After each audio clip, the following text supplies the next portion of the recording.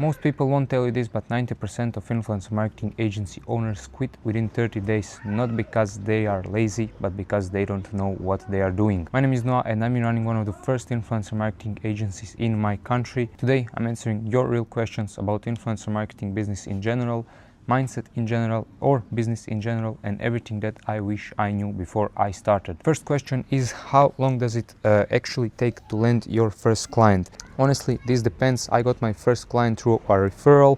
It took me like 3 or 4 days after starting agency to get the first client, but after that it took me between 1 and 2 months to get the first client through the outreach. So it really depends. If you're expecting your first client, your first deal, your first reply in first 3 days, this business might not be for you. But if you stay disciplined, stay focused, and treat outreach like a pipeline, not a lottery, the first client usually comes within 2 to 4 weeks. The people who win are the ones who stay focused and disciplined and send another 30 emails next day, even after they get rejection. And after this first client comes, everything changes, because it's no longer does this work, it's how can I leverage this, how can I scale this. This actually is something that is working. Next question we have is this business saturated? No, it's not saturated, and here is why. Everyone loves to throw this word saturation when they see more people coming into the space, when they see more people coming into the industry, but saturation in general only matters when the supply is growing faster than demand. In this case, in influencer marketing agency space, it's not like that. Demand is growing exponentially, supply is still growing really slow. There are not much people who know what they are doing, who know how can they benefit these brands, and demand, which is brands who are investing in influencer marketing, are still growing exponentially and are investing much and much more every year in influencer marketing. Next question is, can I start this from any country in the world? Of course you can. I started it from small country in Europe. You can start it from India, you can start it from USA, you can start it from Australia, you can start it from Poland. Any country in the world you can start this from. This is a business that you are doing purely on your laptop or on your computer. Sometimes, of course, there will be days when you might meet the person's CEOs or influencers in person, and that is a great achievement, but that is later to come. For the smaller deals that you will be starting with, you can do them purely on your laptop, on your PC, and from your home country. Next question, which is connected to this one, is, do you recommend working with local clients or international brands? I will always recommend you to work with international brands, with brands that are in tier 1 and tier 2 countries, because these are the countries, these are the brands that invest most in influencer marketing. I started working locally in my country, but if I was starting out today again, I would start with international right away from the beginning. So yeah, you can always start local. You can, if you have, especially if you have some connections in your home country, local country, and if the brands that you know are investing in influencers, and there's a lot of influencers in your local country, you can of course build yourself there. But international is where the real money is, where these big deals that you always see are. Next question is, can I do this while working or studying full-time? Absolutely. And honestly, most of the people that start this have something else going on. This is not their main business. This is not something that they are investing all the time in. Of course, you can just focus all your time on this. If you can, of course, that's good, but most of the people are doing something apart from this in the beginning, and later on they go 100% into this. And I never recommend anyone to invest 100% of them into this, because they don't know if that will work for them, if the business is for them, because not everyone is meant for business, not everyone is meant for influencer marketing agency business, of course, and that's totally normal. Yes, you don't need 8+ hours per day, but you do need 2 or 3 hours per day, and if you can dedicate at least 2 or 3 hours per day, then of course you can do this besides any other thing in life. The good thing is that this business doesn't require meetings all day or client support or anything like that. Most of the work is finding brands, outreaching to them, sourcing them, of course, and negotiating with them over email. Sometimes you get to the calls, but for the smaller deals, most of them are done via email, and that should be more than enough. As I said, if you can dedicate 2 to 3 hours per day, then you are all good. What matters is not how much time you actually have, is how you actually use the time that you have, and if you're consistent with those 2 or 3 hours, you might achieve more than someone who does 10 hours per day but scrolls through TikTok half of that time. Now let's go to more specific questions. Next one is, should I focus on creators or brands first? One of the questions that I get asked all the time, and one of the biggest concerns people have when they're starting out. This really depends what service you choose. If you're doing talent management, if you will be managing influencers, then of course you need to go to influencers first, outreach to influencers first, and then find the brands for them, or manage all the brands that are coming to those influencers. If you're doing influencer seeding or full campaign management, you will always go to the brands first, because you need to find clients which will pay you retainers or fixed fee or percentage based of their whole budget, or whatever you decide on. If you're doing one-time collaborations, which I always recommend a beginner to start with, you need to go to brands first, because let me give you a really good example. You find 10 influencers who are athletes, who are in fitness niche. They are athletes, they record about their sport and so on. You go to a brand tells you brand is in fitness niche, they sell supplements, but they don't sell supplements for athletes, they sell supplements for women over 30. Now you have a brand which is interested, you have 20 influencers that you spend hours to find, hours to negotiate with, hours to source, hours to actually put in your roster, and then you have the brand which is interested in working with you but gives you completely different requirements, and now you have 0 influencers for them. So you just wasted your time finding these influencers which you could use to find more brands and get more requirements and go from there. So always go with brands first, get their requirements, see how you can help them, and then tell them, okay, I'm gonna find these influencers for you. Go find influencers, negotiate, and close the deal. Next question is, how many outreach messages should I be sending out per day or per week? I say all this all the time. You can be sending out 5 messages per day, but you need to understand you're competing with people like me, like any other people from my community, who are sending 100+ emails per day, who are generating over 100 leads, 100 brands per day, and sending out 100, 200, 500 emails per day. So you need to understand that they will always be in front, they will always have advantage in front of you. So how much you send is how much you will make. How much you work is how much you will make, and that's it. Next question we have is how to find brands. You don't need to find 1000 brands, you just need to find the right ones. Start by looking at the brands who are already investing in influencer marketing, YouTube sponsors, TikTok ads, Instagram collaborations with different influencers. Then research these brands, check their LinkedIn, find decision makers.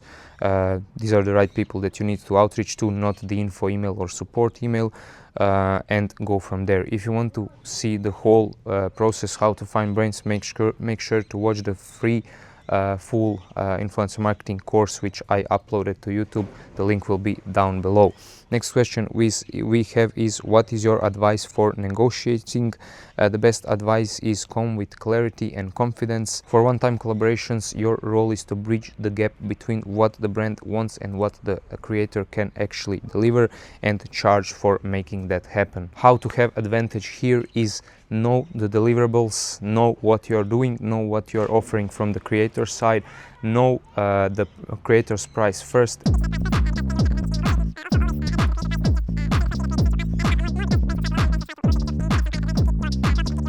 Also, while speaking about percentage, add your percentage, flat fee, whatever you are doing transparently. Don't hide it, don't be like that.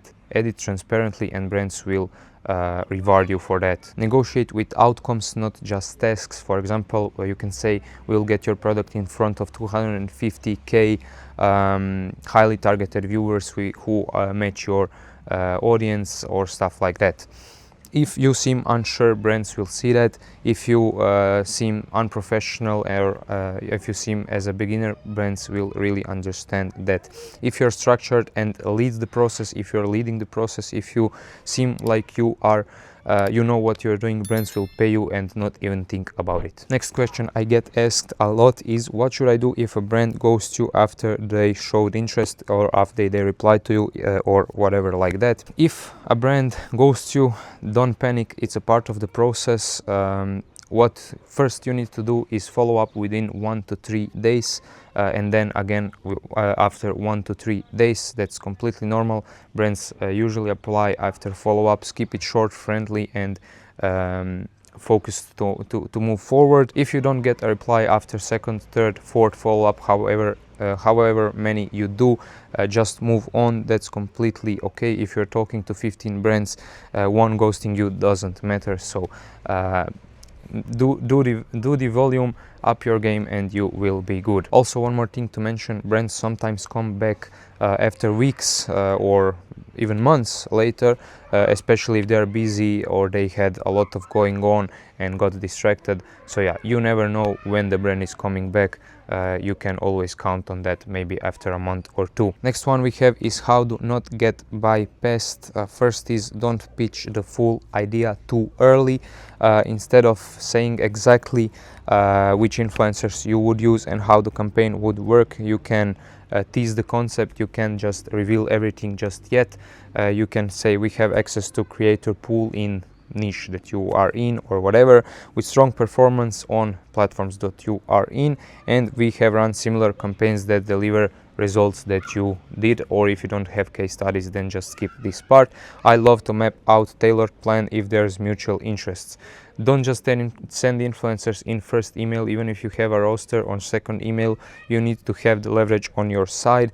You need to add value without giving the full blueprint, and then the brands will trust you and see that you know what you're doing. You need to act professional. Another tip that I can give you is that you can use influencers that you can control.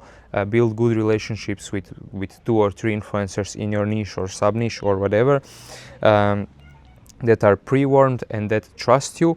You can even have a contract with them, and then if you see, when you send these 2 to 3 influencers as an example, if you see that the brand is bypassing you, influencers will tell you that, and you know you will have a leverage and advantage in front of the brand. You will tell them that you know that they contacted the influencer and that you can't work like that. So yeah, this is one really good tip that you can use to not get bypassed. Also, you need to position yourself as the driver, not just the connector. You need to, as I said in the past, you need to lead the conversation. You need to show that you know what you're doing, and from there you will be in full control. You are not just pitching creators, you are selling the whole system, and you need to act like that. Now let's talk a bit more about mindset. Why do most people fail even with all the information? In my experience, most people fail not because they lack the knowledge, but because they lack execution and discipline. They have motivation, but they don't have discipline. They watch motivational videos, watch motivational TikToks, they watch my videos, get all the knowledge that they need, because there's a lot of knowledge in my free videos, but they lack execution, they lack discipline. They start by day 1, they send 20 emails, they get no replies, and they stop there. You need to stay disciplined. You need to send out 20, 30, 40, 50 emails per day for at least 2 weeks, and then you can say, okay, this is not working. But if you do it, as I said, for 2 weeks with a professional email, with a good template, I can guarantee you will get results. The truth is that no strategy can work. Even if you have the best strategy, it can't work in 2 or 3 days. You need to stay consistent, you need to put in the work, and from there you will succeed. Next question is, how do you stay consistent when results don't show for weeks, when you are not getting replies, when you are not closing brand deals?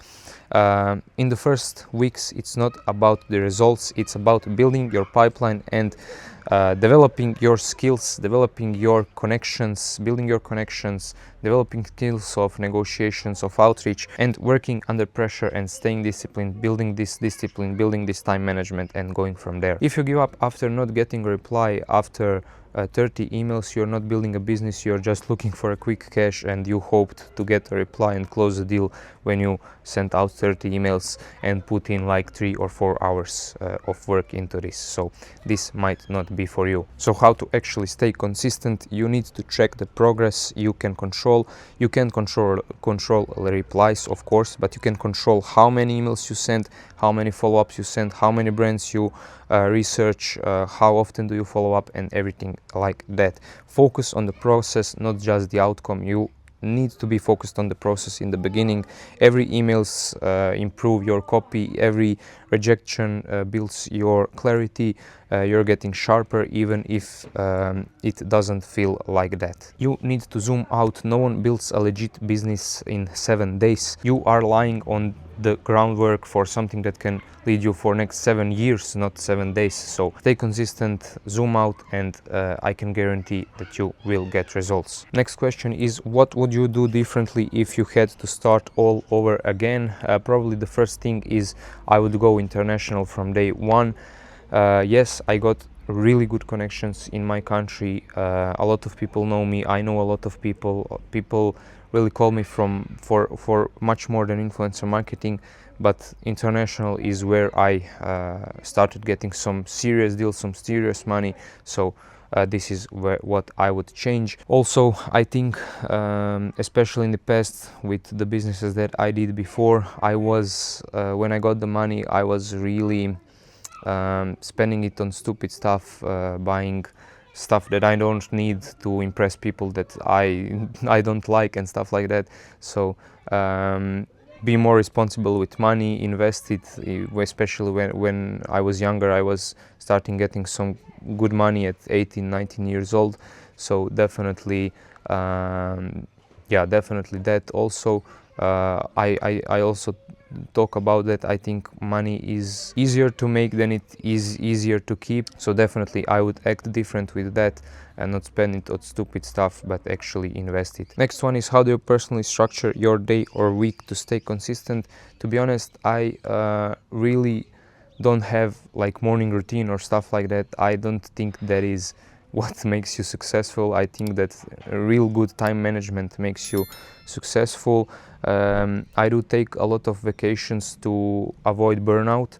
I'm on vacation right now, but definitely, yeah, using time management. I use Notion for all my tasks that I need to do. I define them the day earlier, and I don't go to sleep until I finish them next day. I try to finish them all. I start by the hardest task, and when I do the hardest task for 15 minutes, from there it gets a lot easier. What was your lowest point building this, and how did you keep going? It was probably after about 3 months when I was in. As I said, about between first and second month, I got my second client, the client that I got through a referral. I still work until this day. But I really got burned out with the first client. Then the next 2 clients that I got, I was making around 4 or 5K per month. Those 2 clients cancelled, and I was back to the client 1. I didn't really enjoy working much with that client at that time, and these 2 clients rejected me.